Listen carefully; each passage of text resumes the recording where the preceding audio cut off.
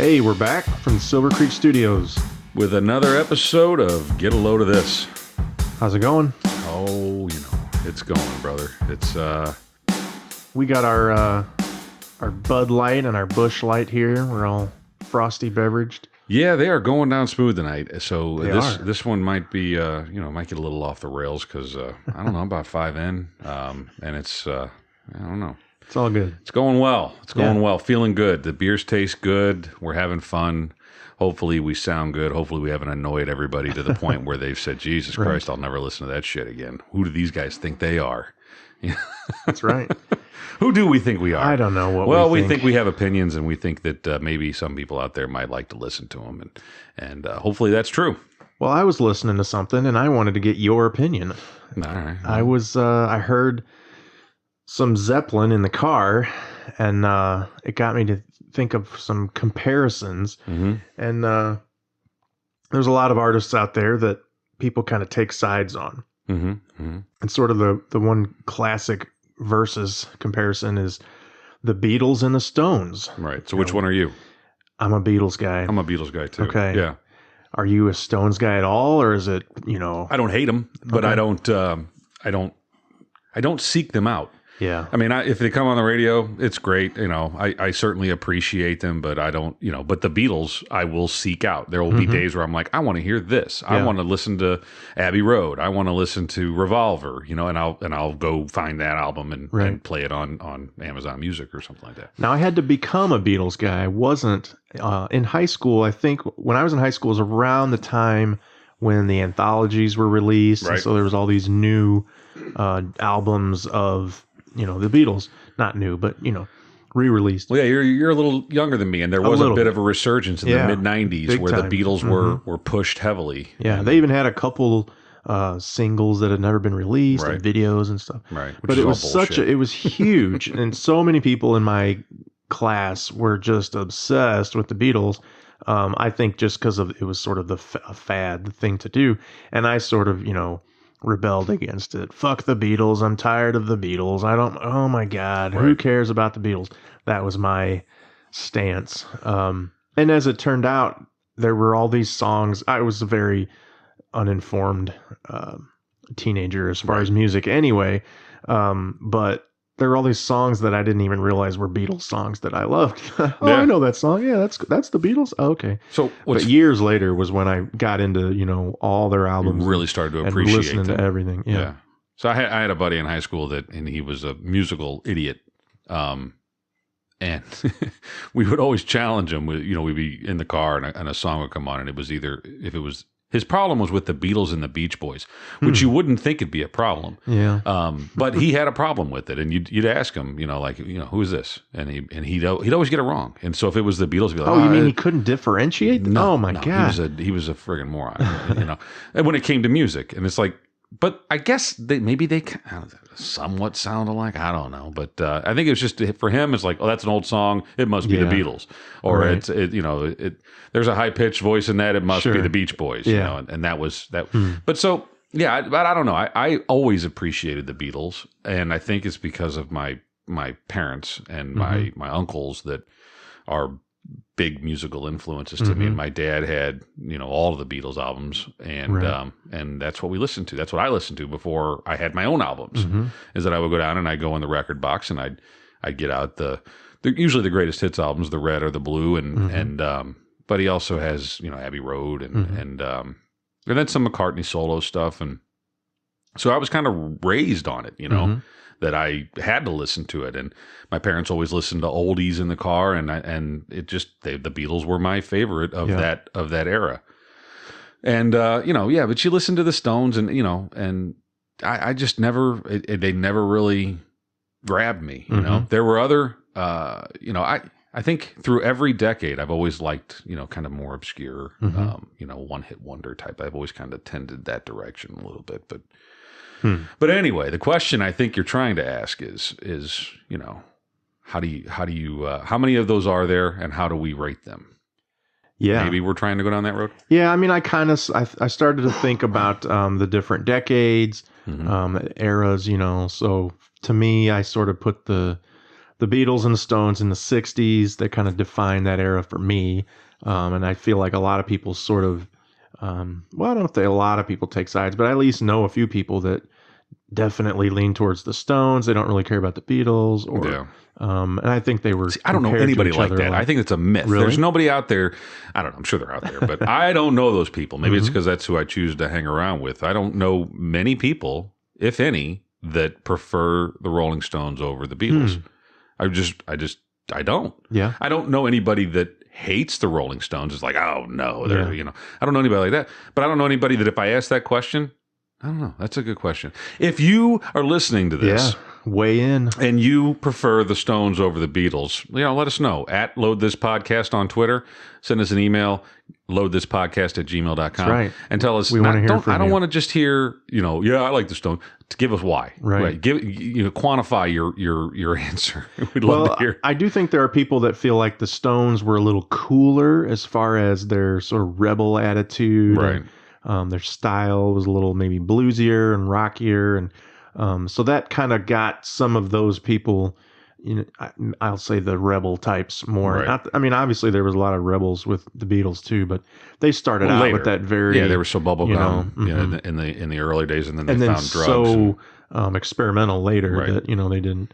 So they revolutionized music. Yeah, They were the princes of their era.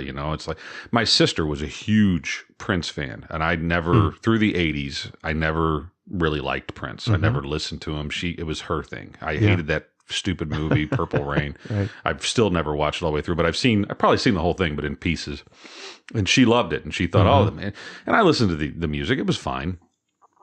But I never really appreciated it until probably the late 90s, and I'm listening to Prince again, and I'm like, boy, he was trying some shit. He was really, he was putting it out there. Yeah. And kind of like Bruno Mars today, or like Michael Jackson in the 80s as well. I mean, they were experimental and trying, melding new things, and that's what made them great. And we'll jump up to that. That was my 80s comparison, was going to be, are you a Prince fan or are you a Michael Jackson fan?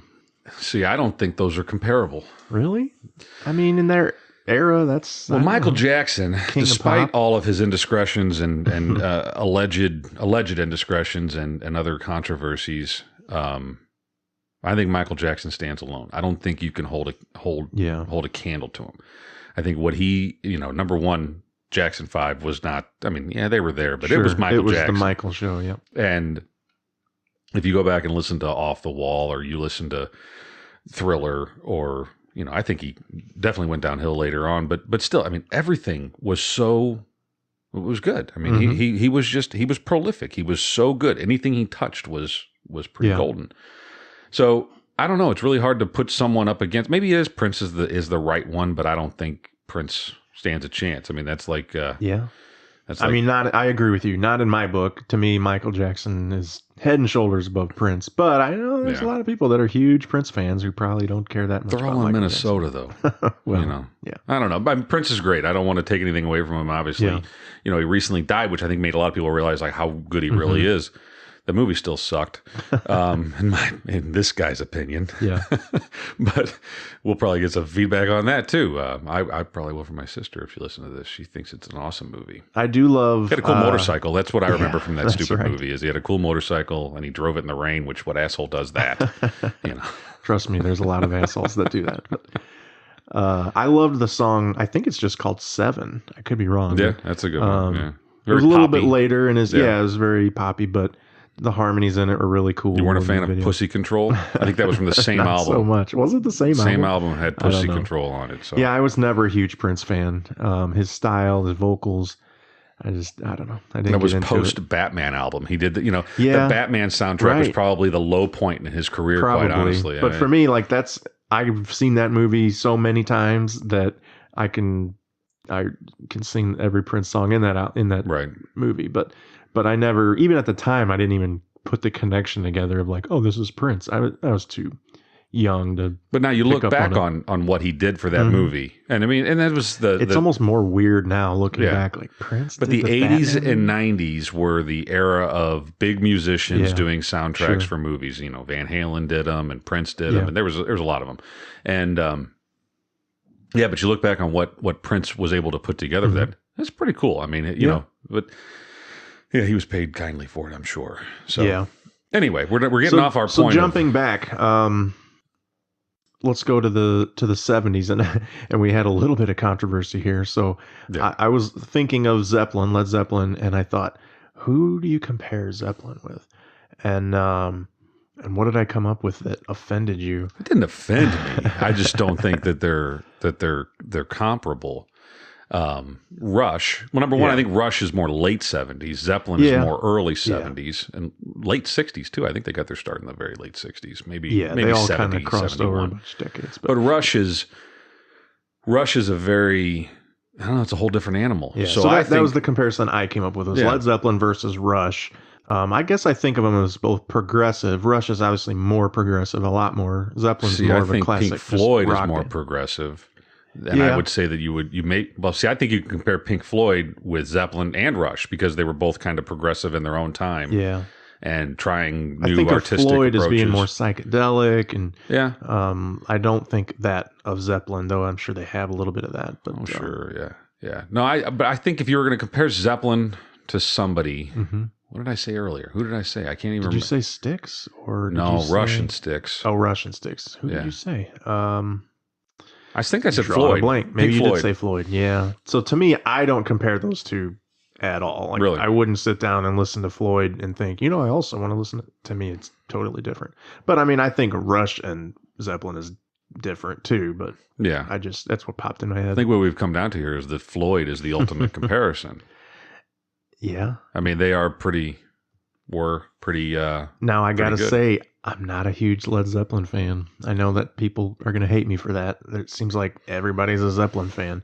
I obviously like some of their songs. I'm pretty pissed at you right now, but I know. No, I love Zeppelin. I know there's controversy around their music, and I know that that a lot of people say that they're not. Yeah, but look, they were pretty damn good. Oh, and, sure. Robert Plant had a voice that, and I say had, he does, that's why they don't tour anymore. Right. But he had a voice that was second to none. I mean, incomparable. It's hard to replicate. The guy from Train does a pretty good job. But yeah, I mean, it's hard. And then obviously Jimmy Page is one of the most prolific guitarists of all time. John Bonham, one of the greatest drummers of all time. May he rest in peace. And they had a pretty good thing going. And now, whether or not they stole music or stole riffs or stole whatever they're accused of doing, have they been accused of that? I've never heard that. Yeah. Oh, okay. I didn't hear it either until about, I would say probably like 6 or 7 years ago. Really? I was professing my love of Led Zeppelin, and someone said, "Well, they stole music. How could you like them?" I'm like, number one, I hadn't heard of it. Stole something. Yeah, everybody. It's like now Ed Sheeran's in trouble for stealing music. Everybody's in trouble. It's hard not to. How many riffs are there? Yeah. How many? I mean, there's blatant rip-offs, and then there's, there's only so many chords. But yeah, I think for me, growing up, a lot of it was just his vocals, just so high, kind of a feminine sound that I just couldn't get into it enough. So you're saying you don't like women? Is that what you're telling me, Jared? I think now I'll appreciate it more now. And it was one of those I never made myself, like I had to make myself listen to the Beatles a lot before, because I just was like, okay, I have to at least understand why people are getting into this. Right. And I never really, and it worked. I eventually loved the Beatles, but I never really did that with Zeppelin. So maybe I just need to make myself listen to a bunch of albums, but. Yeah, I think. Well, that's a good point because so Rush, we brought up Rush. We're kind of bouncing all over the place here. We're kind of not doing what we intended to do here, but it happens. But Rush, I was a big fan of it was the 90s before I really discovered Rush. I mean, I'm sure I listened to their music in the 80s, but I didn't know what I was listening to. I just it was on the radio, and I thought they were cool songs. Tom Sawyer primarily, probably. And then in the early 90s, I discovered, well, they got a whole bunch of other music that's pretty damn good. And so I bought their anthology CD or tape probably at the time, and started buying other albums, Exit Stage Left and what was it, Presto, other albums. I started buying other 21 tapes. 2112 was a great one. So I listened to these things. I know the songs, but I never realized they were artists. They were poets. There was a story that behind every song, and there was a theme. It was in the age of the album where they didn't just put out a bunch of songs; they put out a story, and they put it together in a nice little package that you could listen to for an hour and be told a story. I didn't realize this until listening to a book on tape recently. The book was Ready Player One. Have we talked about Ready Player One? Well, you brought it up last time, yeah. So, I mean, it was a great book from what I could tell. The movie's coming out soon, and another promo. Maybe they'll throw us a bone, right. you know. But listening to that book on tape, I was like, there's a lot of references, pop culture references, and they talk about 2112, and they talk about the liner notes of these albums. I'm like, it made me want to go back and listen again to see what I was missing, because I think I heard the songs and I enjoyed them, but I think how much more would I enjoy them if I was to read what the band's intentions were, you know. They were. But some people don't get into that. They don't want to have to sit here and listen to a full album's worth of lyrics to figure out what's being said. Yeah. It was more so than I think where people would sit and light one up and and let their mind take over. Album, yeah. No, you're right. Well, they definitely had that full length, you know, concept kind of thing going. And that's why I compare Rush and Styx, because Styx, well, they had certain albums were more storytelling than others, and that was the conflict within the band. What the hell was that guy's name? The blonde-headed guy that was the lead singer of Styx, whose name is escaping me.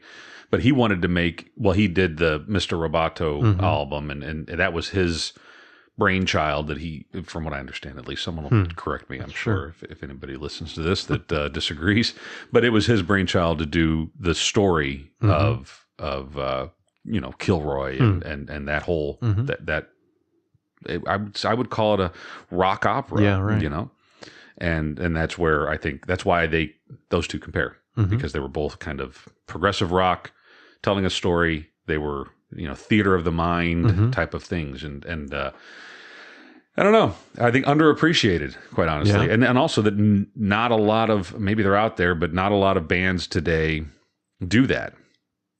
Bands or just solo artists, they're all just trying to find that whatever's catchy enough to get them on the radio, and that brings us down a whole nother road of the demise of music of today. I think there's great musicians out there today, but unfortunately, you know, the industry's kind of screwed, and there's a lot of talent that goes by the wayside, you know. But anyway, well, I think so that I was just going to say that about Rush. One of the things, I'm a drummer, and so knowing a lot of drummers are very into Rush's drummer, Neil Peart. You know, he's considered one of the best drummers of all time. And I think really their whole band, Alex Lifeson is considered one of the best guitar players of all time. Geddy Lee considered one of the best bass players of all time. So which one played keyboards? Was that Geddy Lee? Yeah, he did both, keyboards and bass and singing. So I think that was part of it, is that they sort of got that musician demographic, people that really appreciated, man, these guys are appreciate the phenomenal. Art, the actual execution of the art. Yeah. Not that any of these other bands didn't have amazing musicians. They certainly did. But that to me personally, that sort of stood out with Rush and their progressive metal, or, you know, progressive rock style. And the fact that they were three guys that made a whole shitload of noise. Right. And, you know, a lot of bands out there, you know, require a hell of a lot more talent on stage in order to make it happen. So moving to another decade or era or genre, it feels like a lot of people would compare Nirvana and Pearl Jam, kind of that early 90s grunge movement. So where do you stand? I don't care. You don't care? Wow. No, I think so. I've talked to my wife a lot about this, about Nirvana, and the hell's the guy's name? That's a Foo Fighters guy. What's his name? Dave Grohl. That I think he's underappreciated. Maybe not today anymore, but he definitely was in the time that Nirvana was popular, and I don't know. I think they were definitely revolutionaries. I think they put out good music. It's always fun to think about, like, well, what if they were still around? Sure. What if that band had carried on? And so I think that just because of the tragedy that befell them, Nirvana would probably take the crown. But Pearl Jam had more hits. Did they have more hits? Probably. I mean, they're still around. So yeah, Right. they've got more But they hits haven't had total. a hit for, when's the last time they had a hit? They had one a couple years, like maybe 10 years ago Really? to 8 years ago. All right. They've had some hits, but yeah, not like Nirvana's, Nevermind album. I mean, that was Right. just ridiculously huge. But what I do give them credit for, I think there are people that don't give Nirvana credit for what they did at the time. If you look and think about the kind of music that was wildly popular at the time, CNC Music Factory and Def Leppard was still doing their thing, all these hair bands, right? And rap and hip hop was getting huge. Yeah.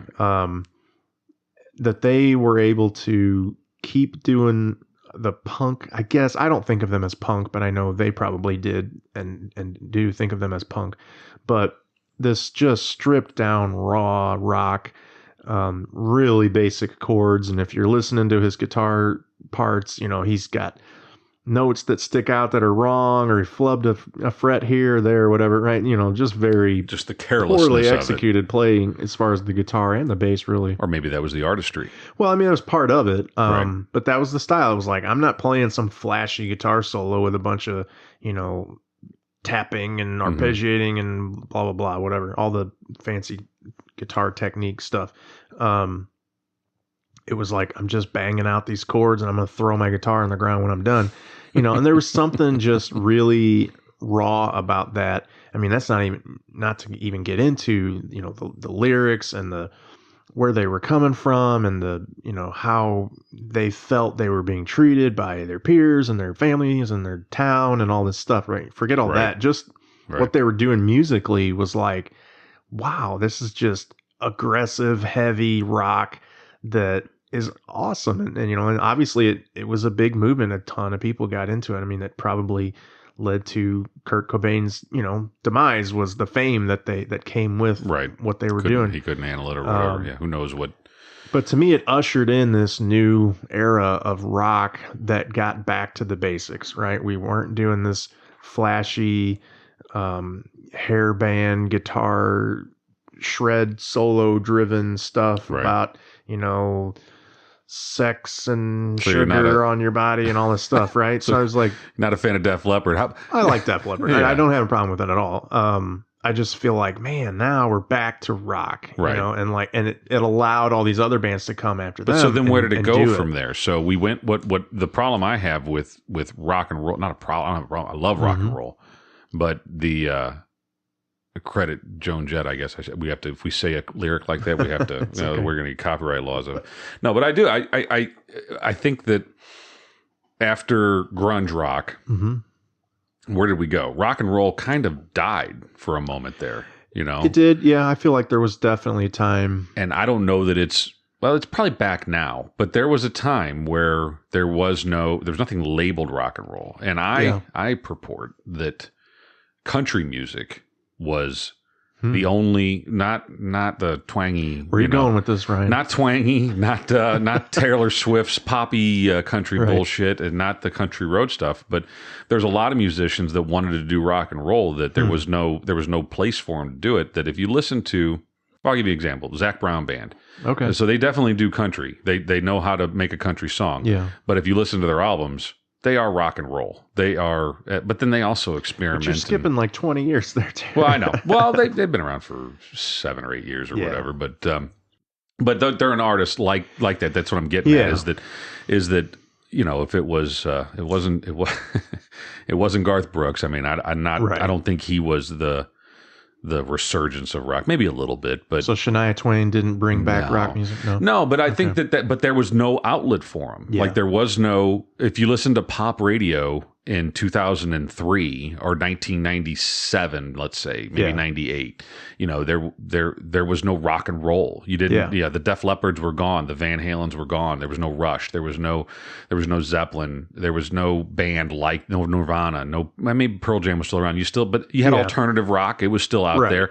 But the mainstream rock and roll kind of took a hiatus. It took a break. And I think that the only place where that rock and roll sound existed was within country music. Not saying across the board, Yeah. but just saying that's the only place you could find that rock and roll sound, which is funny because that's where rock and roll originated from, was Country? from country music. Yeah. There's a whole, there's a guy that did, what the hell's his name? It's going to bug me.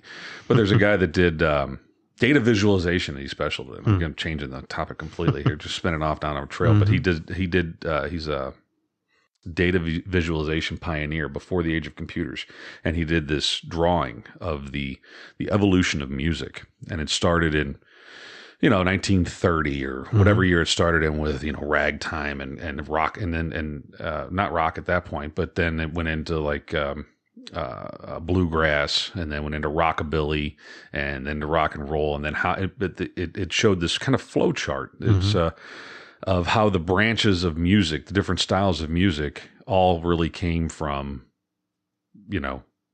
country music, basically, in the beginning. We'll tweet that out. Yeah, I'll find it. We need to find that. I got to figure the guy's name out again. It's in there somewhere, but no, it's interesting to look at it. And I think, I don't know if he's dead or not, but there was an update made to that same drawing, and but anyway, the origin of rock and roll is, I don't think anybody can argue with this, that it is from country music. That's where Elvis Presley came from. That's where Buddy Holly came from. That's where Johnny Cash came from. I mean, these guys, there's no way to have fun disputing that point. I'll find a way. Yeah. I will weigh in on the Pearl Jam Nirvana. As much as I love Nirvana, and I do think they, ushered in a new era, I'm a huge Pearl Jam fan. I've got all their albums. As much as I love the first two albums, probably the best, I really do like a lot of their later stuff. And I listen to it pretty regularly. I'm a big fan of Pearl Jam. They kind of really faded off. I don't know if they've had a platinum selling album in decades, and they're lucky to hit gold sometimes. But to me, they're still doing it. They're older than us. But they're still rocking hard. They're writing good quality rock music with bluesy riffs, and I don't know. I'm just a big Pearl Jam fan. So are they your number one band? Are they your, if you say, who's your favorite rock and roll band of all time? So no one's ever heard of them. No, there's a lot of people. Big Wreck is my favorite band. We've talked about that. We've probably talked about them. Actually, Kristen and I just went and saw them in Chicago maybe just a few weeks ago, 3 weeks ago. They were never huge. A couple of the guys are out of Canada. They may all be out of Canada now. They've had a couple of members come and go, but they were big, where their biggest point was in the late 90s, so like 97 or something like that, 97, 98. So I heard them in college, and actually we went to go see another band in Chicago, and they were opening for that band, and they were nothing at that point. They were trying to make a name for themselves, and definitely stood out at this concert. We were like, wow, who are these guys? They are amazing. And then when I was still in college, I just randomly heard one of their songs on the radio, and I'm like, how do I know this song? Like, what is this? I know I've heard it, and because I had heard it live at that concert. And so I went out, bought the album, became a huge fan. We ended up seeing them live again. They played at this tiny little podunk town, in a theater that couldn't have held more than a couple hundred people. And it was this phenomenal rock show. I think the band that opened for him was a local band that had this little Casio keyboard and like their little 15-watt amps. I mean, it was a joke. And then they come out and just blow everybody away. And so at one point they broke up, and their lead singer did his own thing, and that's pretty cool too. Then they reformed the band again, and now they've got, I think they're on their 5th album maybe. Really? Yeah, so they're kind of still around. I'm guessing they're making money, but they're not huge. They're never going to be huge, and they're kind of okay with that.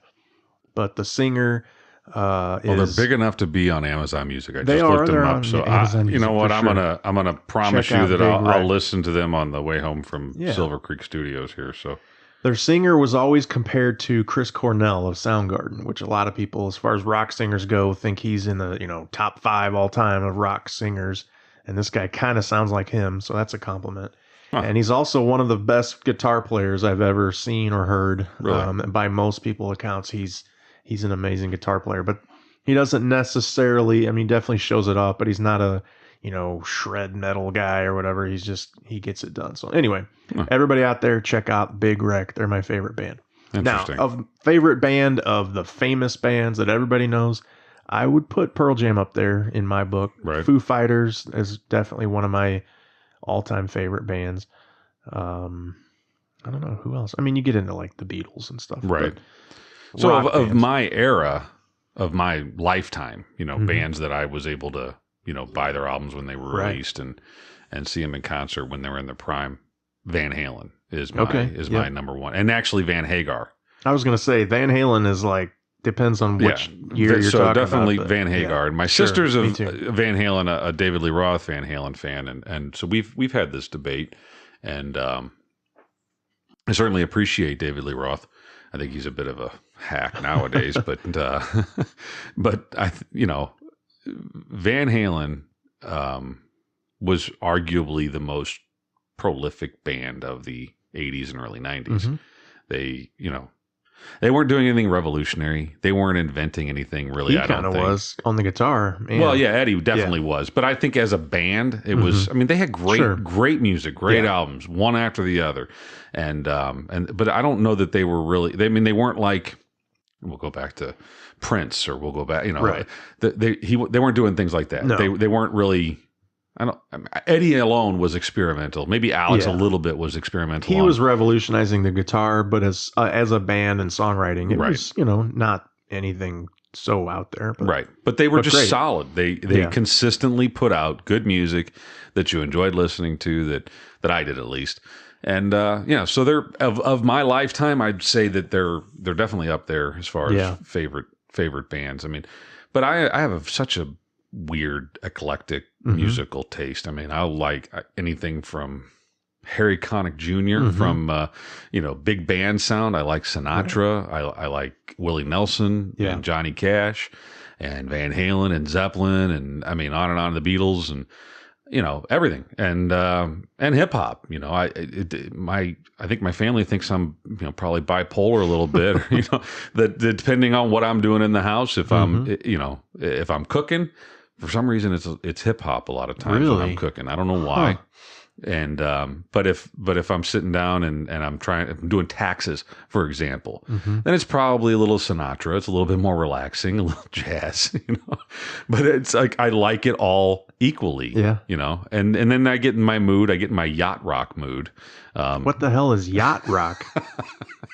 So it's soft rock from the 70s and 80s. Okay.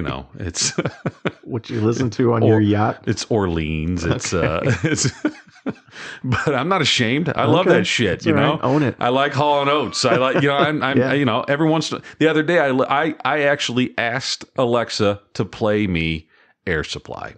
Now, go ahead, judge all you want, people of America, people of the world. Air Supply put out some pretty good shit, and you got to be in the right mood for it. Though. I got to admit, this morning in the shower, I was singing Weird Al, White and Nerdy.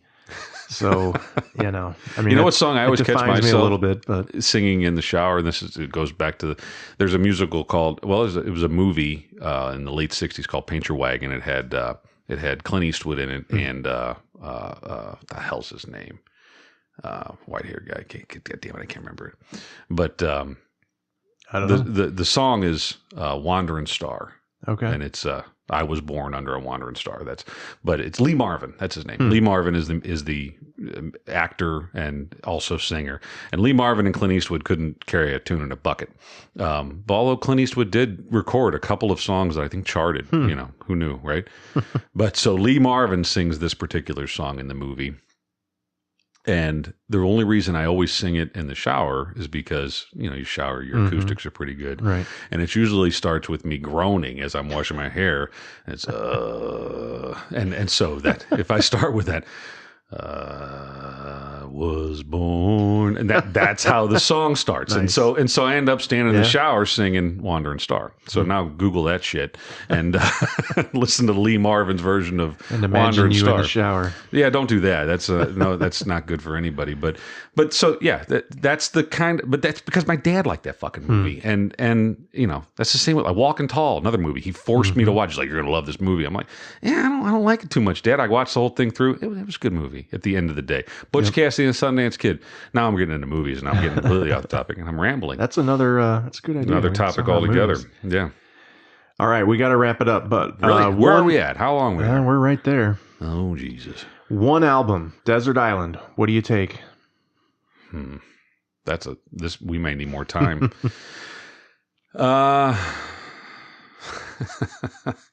I would say, could it be a double album? Sure. It would probably be the Red Hits album for the Beatles, okay. the Red Yeah, Greatest yeah, Hits yeah. album. I think that'd probably be where I'd go. You know, and that was a double album, I believe. Yeah, it was two. Yeah, I think so. albums in Yeah. there, yeah. I think I would go Big Wreck, but I know nobody really knows what that is. So if I had to pick like a more popular band, I